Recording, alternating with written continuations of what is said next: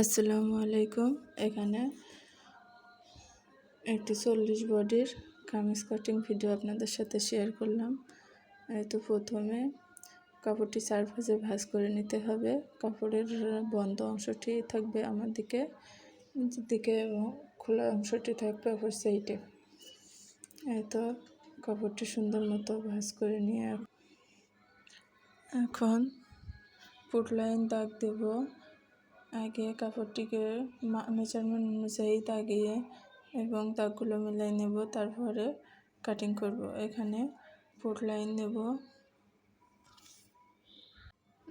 6 ইঞ্চি এবং মহড়ার লাইন নেব 6.5 ইঞ্চি। Foot line যা নেওয়া হবে তাছাড়া আধা ইঞ্চি বেশি নেওয়া লাগবে মহড়ার লাইন। তো তারপরে মহড়ার লাইনে যে দাগ দিয়ে নিলাম।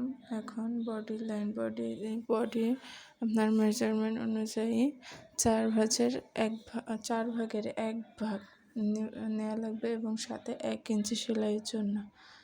আমার এখানে 40 বডির জন্য আমি এখানে নিয়েছি 10, সাথে 1 ইঞ্চি সেলাইয়ের জন্য। তো এভাবে দাগ দিয়ে নেব এবং এখান থেকে ফাড়ার অংশটি যাবে, তার জন্য এখানে 13 ইঞ্চিতে দাগ দিয়ে নেব এবং বডির লাইন ওখানে যেটুকু নেওয়া হবে শেষতর লাইনের এখানেও কোমর লাইনের এখানেও সেটুকু নেওয়া লাগবে 10 ইঞ্চি এবং হাতে সেলাইয়ের জন্য 1 ইঞ্চি এবং মাঝেরটা আপনার ফাড়ার লাইনের যে দাগটুকু তার মাঝ বরাবর চিহ্ন দিয়ে নেওয়া লাগবে। এখানে মাঝ বরাবর চিহ্ন দিয়ে নিয়েছি 9 ইঞ্চি এবং সাথে 1 ইঞ্চি সেলাইয়ের জন্য 10 ইঞ্চি। দাগানো শেষে এখন দাগগুলো সুন্দর মতো মিলাই দেব।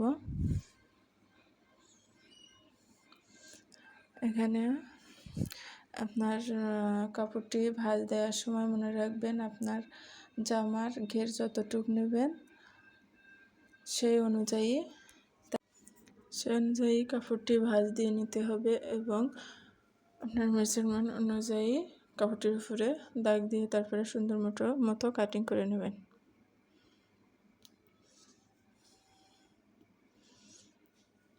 তো এখানে আমি সুন্দর মতো কাটিং করে নিচ্ছি। এখানে আমার 40 ইঞ্চি বডি এবং 45 ইঞ্চি লম্বার জন্য এখানে আমার 2.5 গজ কাপড় আছে, 2.5 হাত পানার। এখন গলার মাপ অনুযায়ী গলাটি দাগ দিয়ে নেব। এখানে আমার পিছনের গলাটি হবে 1.5 ইঞ্চি এবং সামনের গলাটি হবে 5.5 ইঞ্চি। আপনাদের মেজারমেন্ট অনুযায়ী ছোট বড় করে নিতে পারবেন। এখানে আমার গলাটি একটু মিডিয়াম সাইজের হবে, ছোটও না একবারে বড়ও না। এতো আমার মাপ অনুযায়ী কাপড়টি দাগানো শেষ। এখন কাপড়টি কেটে নেওয়ার পালা। আপনারা চাইলে আপনাদের মেজারমেন্ট অনুযায়ী একইভাবে কাটতে পারবেন। একটা জামা কাটিং করার জন্য, কামিজ কাটিং করার জন্য আপনার 6টি মাপ থাকে। একটা হচ্ছে জামার লম্বার মাপ এবং দুই নম্বরটি ছাতির মাপ অথবা বুকের মাপ এবং 3 নম্বরটি ফুটের মাপ, 4 নম্বরটি হবে কোমরের মাপ, আর হাতার মাপ, লম্বার মাপ এবং মোহরের মাপ। এই মাপ কয়টা জানলেই হচ্ছে একটা জামা আপনারা যে কেউ কাটিং করতে পারবেন।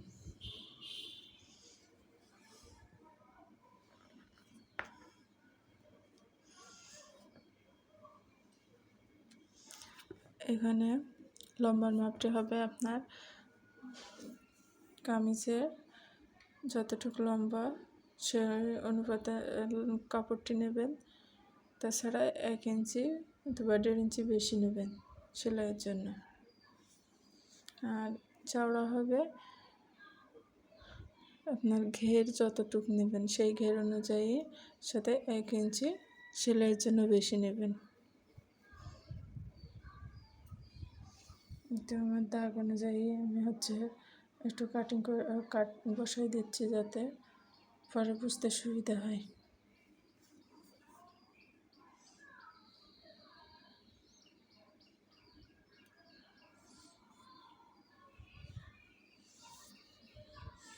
এখানে আমি পিছনের পাটটি বের করে নিচ্ছি এবং সামনের অংশটুকু, সামনের গলাটা কাটিং করব।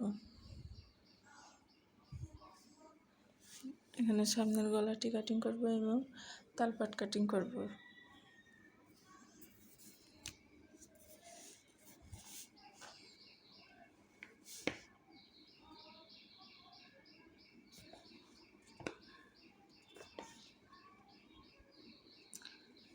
এই ভিডিওটি দেখলে আপনারা যে কেউ খুব সিম্পলভাবে একটি কামিজ কাটিং করা শিখে যাবেন।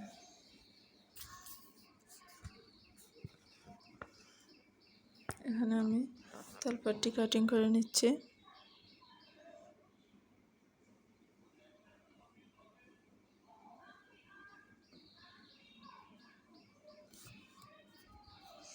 তো এখানে আমি এখন হাতাটি কাটিং করব, তার জন্য কাপড়টি 4 ভাঁজে ভাঁজ করে নিয়েছি এবং বন্ধ সাইডটি আছে আমার দিকে, খোলা সাইডটি আছে অপর সাইডে।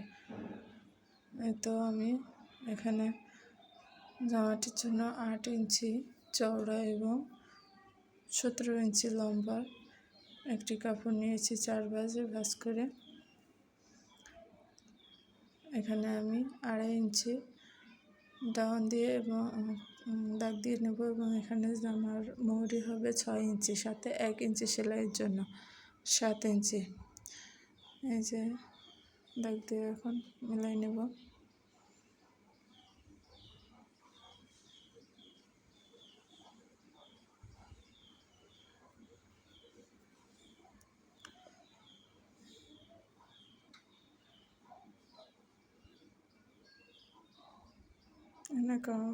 কামিজ আপনারা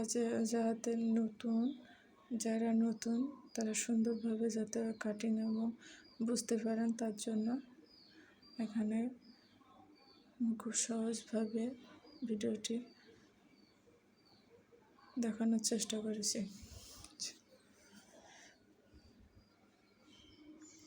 তো আমার হাতাটি কাটিং করা শেষ। এখন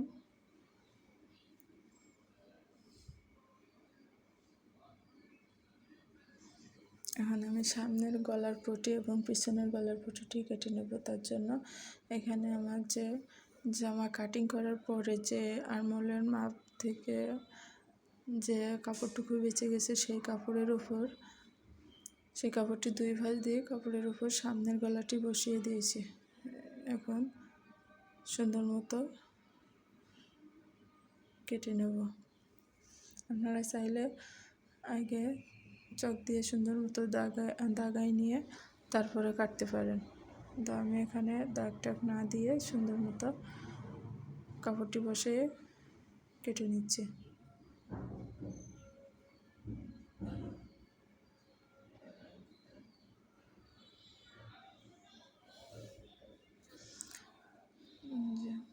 কাপড়টি